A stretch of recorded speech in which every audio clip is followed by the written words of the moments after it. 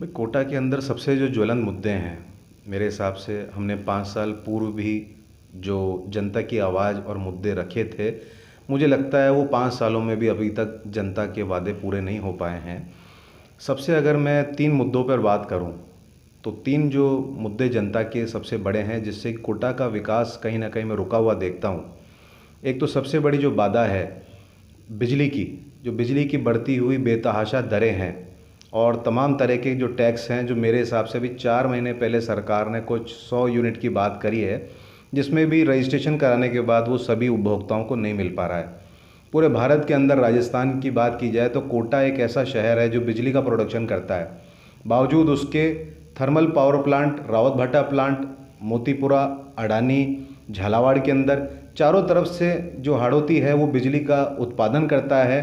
और कोटा के अंदर जो थर्मल पावर स्टेशन है, थर्मल पावर प्लांट से निकलने वाले प्रदूषण, धुएं से और केमिकल से चंबल भी प्रदूषित होती है और उसके धुएं से आसपास अस्थमा, दमा, कई प्रकार की बीमारियां होने के बावजूद वो प्रोडक्शन होने के बाद भी कोटा की जनता को क्या राहत मिल रही है? बेतहाशा बिजली के बिलों से आहत मिल रही है। और जो बिजली कंपनी हटाने की बात थी 5 साल होने के बाद भी, उसको हटाने में किसी भी जनप्रतिनिधि ने कोई दिलचस्पी नहीं ली है।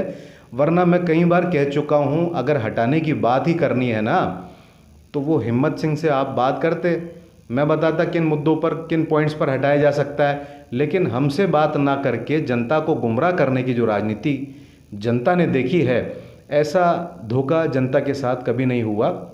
दूसरा सबसे बड़ा मुद्दा यहाँ का है, तो कोटा पहले यहाँ पर औद्योगिक नगरी के नाम से जाना जाता था।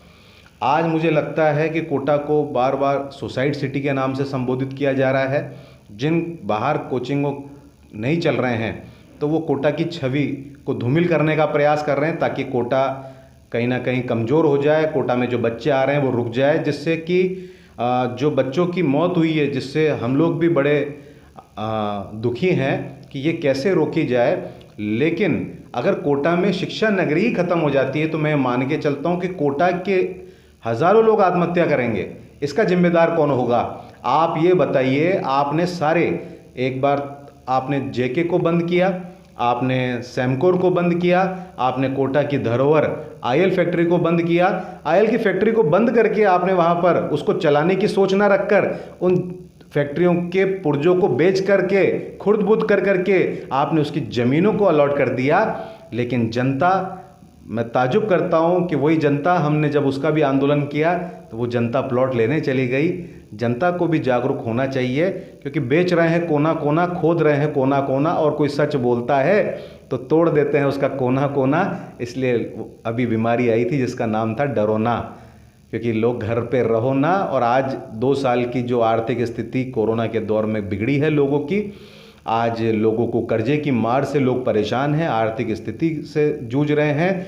तो मैं ये कहता हूँ कि कोटा के अंदर पुनः औद्योगिक नगरी को स्थापित करना चाहिए, और कोटा में जो आयल फैक्ट्री बंद करी, ऐसे 10 रोजगार के स्रोत देने चाहिए। आप मोबाइल दे रहे हैं, बहुत अच्छी बात है, लेकिन मोबाइल की जो योजनाओं में अरबों रुपए दिए जा रहे हैं ना, उन अरबों रुपए से अगर फैक्ट्रियां खोली जाती तो उनके जो बहन और भाइयों को मोबाइल मिले हैं ना, रिचार्ज कैसे कराएंगे बेरोजगार होकर के? घर पे बच्चे वीडियो गेम खेल रहे हैं उनसे, और घरों में बच्चे लड़ रहे हैं मोबाइल के नाम पर। घरों में आपने तनाव करने का काम किया। आप देखिए, परसों मैंने एक अखबार के पृष्ठ पेज पे, फ्रंट पेज पे पढ़ा मैंने कि ब्लू लाइट से बच्चों की आंखें खराब हो रही है। एक तरफ आप मोबाइल बांट रहे हैं फ्री के, मोबाइल की तरफ ध्यान आकर्षित कर रहे हैं कि हर चीज़, बच्चों को पढ़ाई भी मोबाइल से कराई जाए, और आप देखिए कि बच्चों की आंखें खराब हो रही है। तो जिम्मेदार है कौन? जनता है मौन, इसलिए नेता हो रहे हैं रॉन्ग। तो ये दूसरा मुद्दा है कि रोजगार होना चाहिए, ताकि जो बेरोजगार करके आटा दान करने की नीति है, ये खिलाफ हम इसकी बिल्कुल पुरजोर विरोध करते हैं कि आप रोजगार दीजिए, वो बिजली का बिल भी भरेगा। कोई फ्री की रेवड़ी की जरूरत किसी को भी नहीं है साहब। जनता बहुत स्वाभिमान है, लेकिन उसको बेरोजगार करके, उसकी आर्थिक स्थिति को खराब करके आप जो आटा दान करते हैं, मोबाइल देते हैं, बिजली के बिलों में राहत देते हैं। तो पहली बात, जो प्रोडक्शन कर रहा है कोटा, जो नहीं है खोटा, लेकिन आप यहाँ पर कभी कोयले के नाम पर बताते हैं उसको टोटा, शटडाउन करते हैं और बिजली की दरों को आप शुल्क बढ़ा करके उस पर एहसान करते हैं, तो एहसान की ज़रूरत नहीं है, आप बिजली की दरों को कम कीजिए। तो ये सबसे बड़ा बात है, और रोज़गार दीजिए। और तीसरी बात है, कोटा के अंदर अगर कोई उद्योगपति अपना उद्योग स्थापित करना चाहता है, क्योंकि चंबल मैया की यहाँ पे कृपा है, रेलवे और यहाँ की व्यवहार लोगों का अच्छा है, कोटा में जो भी बच्चों को पढ़ाने आते हैं वो यहाँ पर बस जाते हैं, इतना अच्छा माहौल है यहाँ का।